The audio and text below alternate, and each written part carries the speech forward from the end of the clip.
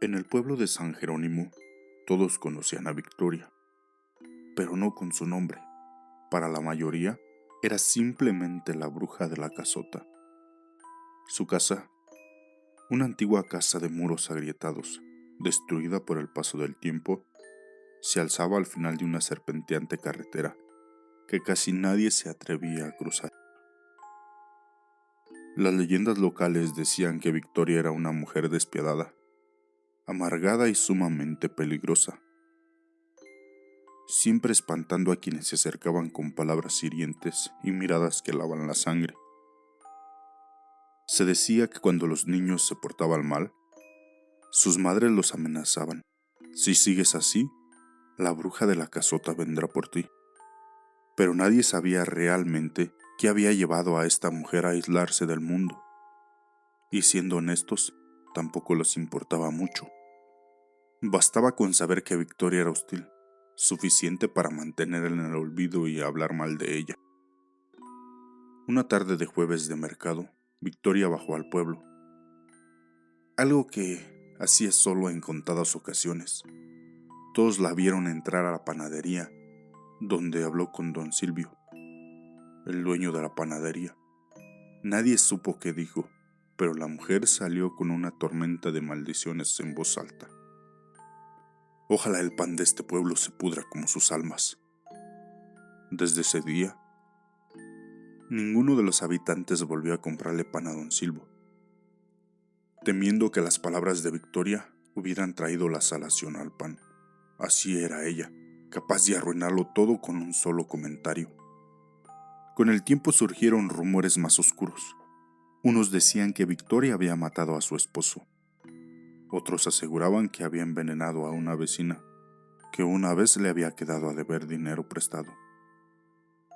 Nadie sabía con certeza si era verdad, pero a nadie le importaba cuestionarlo. Era más fácil odiarla sin intentar comprenderla. Una noche el fuego de una vela dejó al descubierto lo que todos ignoraban. Marta, una joven del pueblo, se había perdido en el monte cuando la dejaron abandonada a unos amigos con los que andaba tomando. Comenzó a llover. La tormenta la atrapó y mientras bajaba bajo la lluvia, tropezó frente a la casa de Victoria. Temblando tocó la puerta sin esperanzas de que abrieran, pero insistió. Victoria abrió, la dejó pasar, la envolvió en una manta, le sirvió un té caliente. Y mientras Marta observaba el lugar descubrió algo que nadie sabía. En una esquina un retrato familiar, cubierto con un pañuelo polvoriento, revelaba un rincón del rostro de Victoria. Pálido, demacrado con cicatrices profundas y una mirada hundida. Marta lo entendió todo. Victoria sufría una enfermedad terminal que le había desfigurado su cuerpo. Su piel en antaño radiante ahora estaba marchita. Su cabello, que antes era largo y espeso, apenas se aferraba al cuero cabelludo.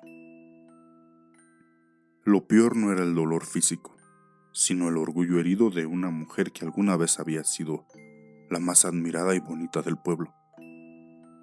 Por eso ella se había aislado, por eso repetía a todos. No quería que la vieran así, prefería ser temida que compadecida. Marta regresó al pueblo y contó lo que había visto.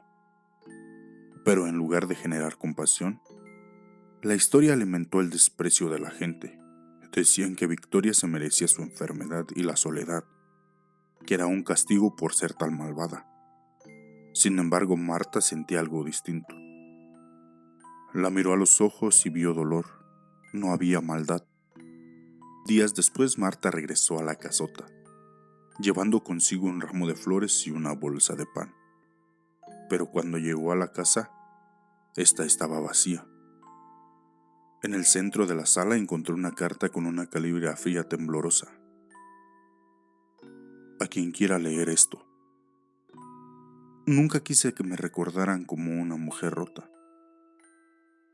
Por eso me vestí de villana, porque es más fácil que odien a alguien fuerte que lamenten a alguien débil.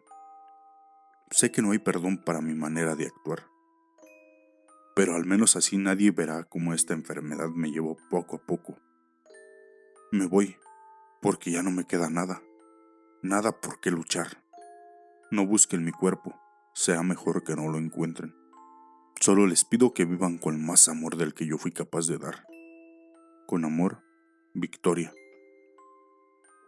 Marta no pudo evitar llorar. No podía hacer nada para ayudarla, y el pueblo simplemente la condenó. Nadie volvió a ver a Victoria. Algunos decían que se había arrojado al río, otros que había tomado un tren hacia la capital, donde podría morir en paz, sin que nadie la reconociera. Pero Marta, cada vez que pasaba frente a la vieja casota, sentía una mirada tras las ventanas.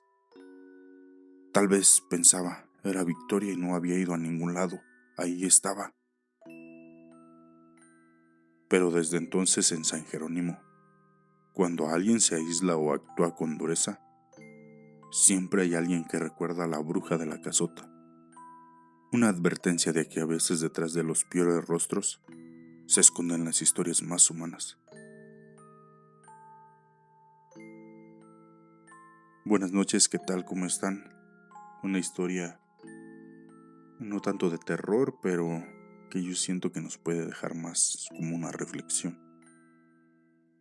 A veces no queremos parecer débiles y preferimos a que nos teman, a que nos vean sufrir.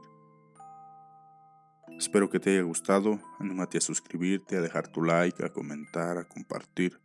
También darle las gracias a Historias para no dormir, que fue donde tomamos esta historia. Pueden checar su página en Facebook.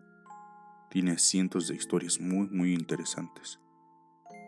Muchas gracias y nos escuchamos hasta la próxima. No olvides suscribirte porque, si no, tú puedes ser el protagonista de la siguiente historia. Buenas noches.